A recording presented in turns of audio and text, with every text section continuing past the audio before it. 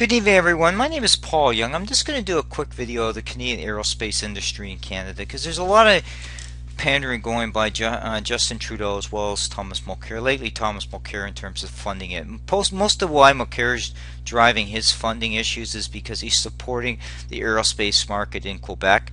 But the aerospace market in Quebec is not the only areas where aerospace is in this country. It's in Manitoba, it's in Ontario, it's in BC. BC actually has a pretty good development when you get into Kelowna, Vancouver, and aerospace and space technology, different things. They've done an excellent job there, which Harper has supported, but you'll never hear that from Justin Trudeau. Thomas Mulcair.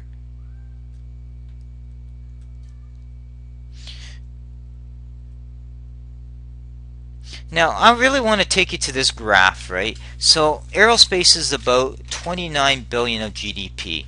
And if we look at GDP as $2 trillion, it's about 1.5% of GDP. Now, it's important, but let's really talk about specific things.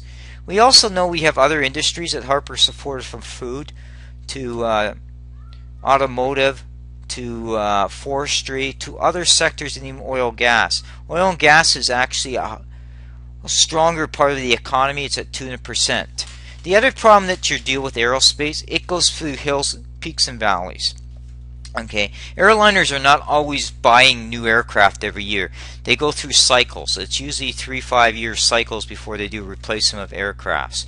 And that's not something you hear Mulcair talk about. It's a critical sector, but he doesn't talk about. The second part of aerospace, it gets into the defense industry. Defense industry is going to be supported over the next decade or so through the modernization of the Coast Guard fleets, to looking at the new frigate contract, which Mulcair has not talked about. That also will drive these numbers. You're not hearing about that as well. So you realistically, you're going to need to ask yourself, when you're talking about what Mulcair is talking about, he's talking a holistic view. He never gets into the specific details. The other point that he never talks about with aerospace is that the bulk of these companies are large companies. Therefore, they're going to be hammered big time through corporate tax increases, through CPP enhancements, through new regulations. He's not come clean with the cap and trade yet, but there is some sort of policies he's going to bring into play that will drive cap and trade to other provinces. So that's also going to impact this industry as well. But you're not going to hear that from Mulcair because he's too busy pandering for votes and not about the facts. And this is basically kind of give you an example of the geographic distribution. So 79% of the aerospace is in Quebec and Ontario, which are large building blocks. Western Canada is another big piece, which is pretty well driven by BC. That's where predominantly where you're seeing that. The other thing too, in order to grow basically aerospace, you need skilled tradesmen, you need machinists, you need engineers, aerospace engineers. So when you're looking at that, that's skilled trades. Now, Mulcair has an incoherent strategy on skilled trades. He's yet to release it. Justin Trudeau at least has released something on skilled trades in terms of putting more money in, or $700 million more in skilled trades. But realistically, if you're going to do skilled trades, it comes back to the transfer payments that Harper has put in play down to the provinces. They have to set their priorities. And it seems to me they feel going through all these university degree programs and college diploma programs are the best way. So there hasn't been a coherent strategy to align opportunities with students to ensure they're going into those careers that have the best opportunity for them to get jobs. You can have job quality issues all you want, but if they're not aligned to the skill gaps, and that's where aerospace comes into, it's one of those industries that needs quality people. We should be pushing people that direction. Let's talk about exports now. And basically, a lot of what Canada does, like Bombardier, is export driven. And Mulcair has made a statement, I will go to China, I will go to France to promote aerospace. Harper's been doing that. Harper's been working with Bombardier.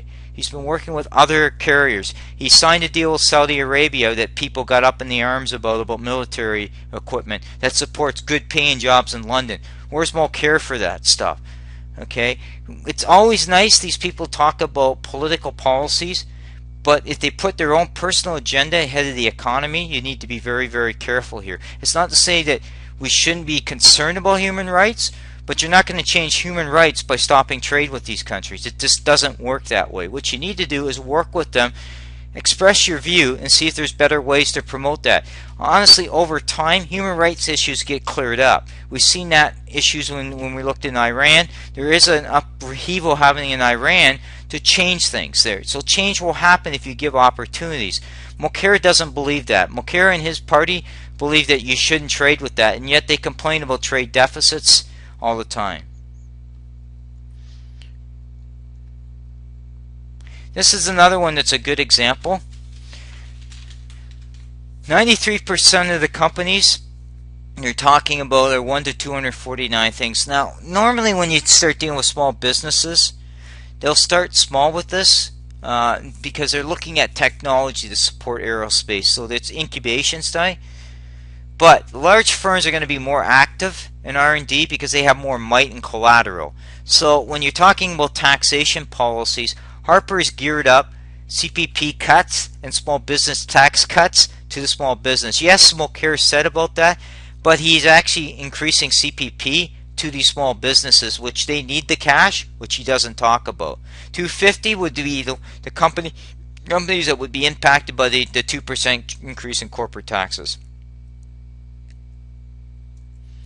So basically, I just wanted to highlight the importance of this aerospace, just to give you a nutshell of what it means to Canada.